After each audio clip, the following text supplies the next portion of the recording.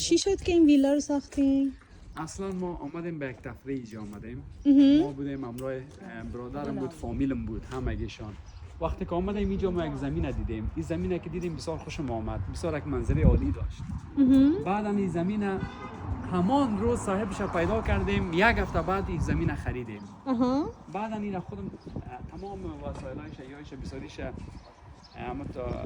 آوردیم و خود ما به دست خود تا بسیار به یک محبت و به یک دوستی را خواستیم جور کنیم این ویلا را.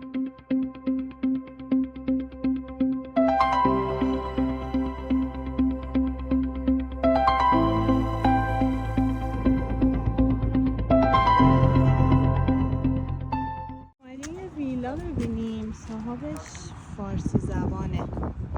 بریم توش.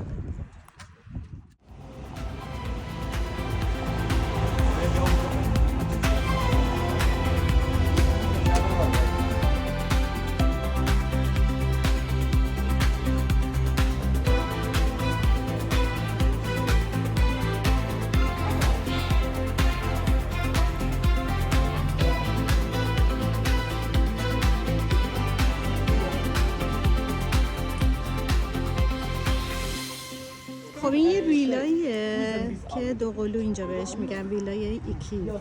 ترجیح میده دوتاشو با هم بفروشه، ولی خب تک تک هم میفروشه.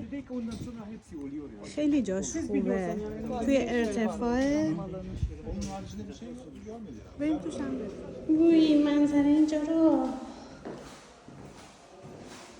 با اینکه وسط شهره و جای خیلی خوبیه، احساس میکنی اومدی تعطیلات ییلا.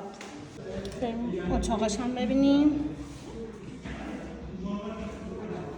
خیلی خونش دل باز داره، واقعا به نسبت قیمتش خیلی میارزه. مستر فکر میکنم کلا این دوتا ویلا همه اتاقاش مستر، اگر اشتباه نکنم.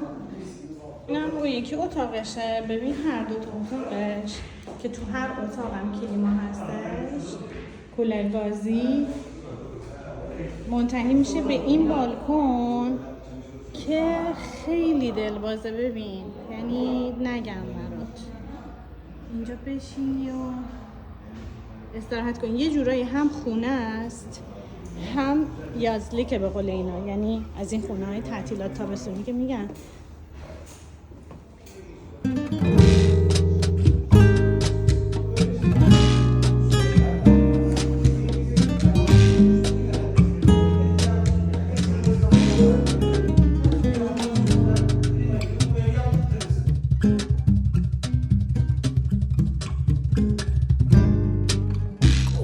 Será mi piel junto a tu piel?